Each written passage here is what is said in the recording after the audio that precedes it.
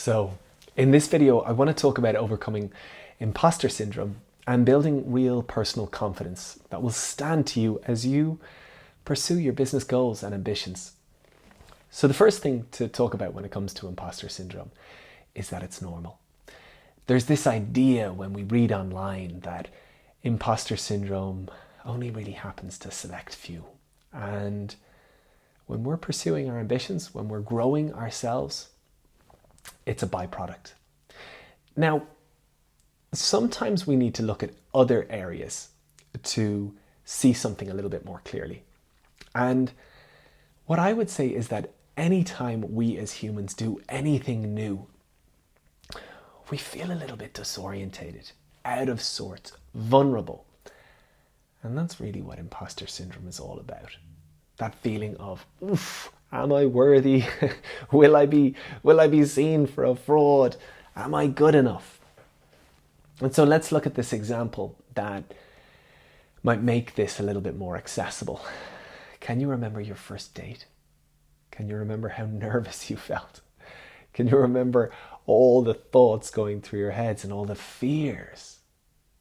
It's very, very normal. Think about yourself for like your mobile phone. Can you remember when you changed mobile phone provider?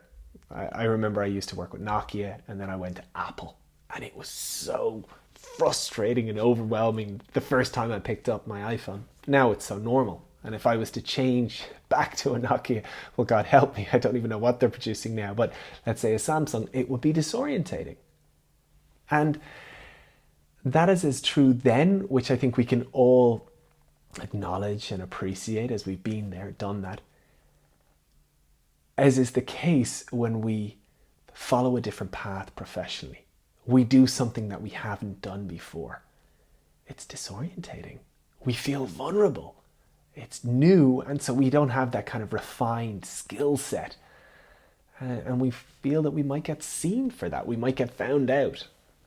So imposter syndrome is really a byproduct of stepping into a new space, of actual growth.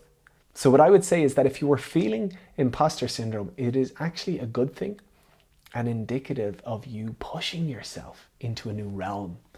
And I wouldn't let it put you off. In fact, I would take it in as a pat on the back and an acknowledgement that you are growing.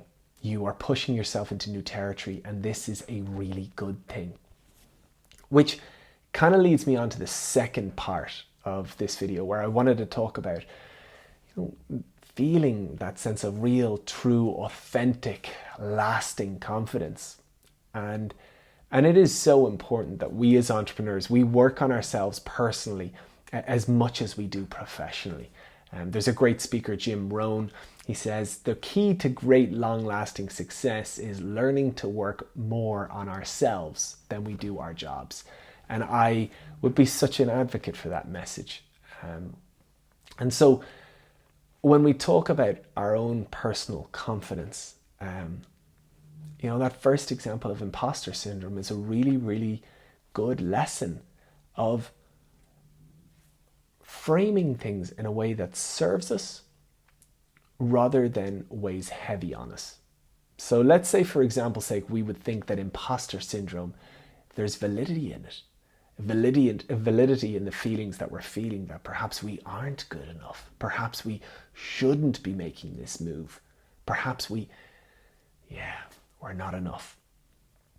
Well, that doesn't really serve you. To be fair, those thoughts are going to eat away at you and undermine you.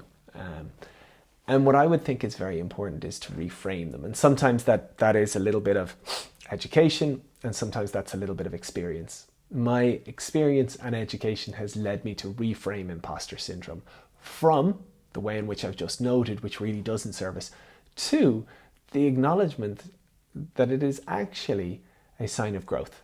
It is actually a good sign, that it is normal. Everybody goes through this. We see it in other areas of our life, but for some reason when it comes to business, we see it differently, which we shouldn't. That reframing in that instance moves it from a place that doesn't serve us to one that does. And that's kind of the first key lesson that I'd impart when it comes to securing your confidence and giving yourself true, lasting, resilient confidence, which is so important as an entrepreneur. Because let's be honest, when we go about our own path, well, hell, that in itself is so different to the path that everybody else is following. And that brings in and attracts scrutiny from those that are following the beaten path. Who are you to be doing this? Is that really going to work? To follow our own path is to be rebellious. It necessitates true, real confidence. And that's why, as I said, one has to learn to work more on themselves than they do with their job, because ultimately speaking, how we are personally reflects itself professionally speaking. So, when it comes to your confidence, make sure you frame things in a way that compliments you rather than complicates things. Give yourself the credit that you deserve. And that also pulls back to my first point as well. Imposter syndrome is actually indicative of you leaning into your edges and pushing your personal growth. That deserves a pat on the back, not further scrutiny of what am I perhaps doing wrong. So learn to acknowledge and appreciate yourself. That is a huge, huge contributing factor to building confidence, when we acknowledge the hard work that we're doing and we appreciate ourselves for it. I think the unfortunate thing is that society will have us be our own biggest critic and really have us undermine ourselves at quite an often pace. And my message to you today would be, don't follow that path. Actually learn to be your biggest fan. That's what so much of the entrepreneurial journey is all about, having that self-belief in yourself. And that too is pretty damn rebellious. Now, I could go off on another tangent here, and I don't want to. I wanted to just share some quick, simple, accessible, digestible tips that hopefully might help you from where you're at right now. If you need other help, if there's anything more I can help you with, hopefully some of my other videos might complement you for where you're at. And if you want to get in touch, please feel free via my website. You'll see the link below. Thank you.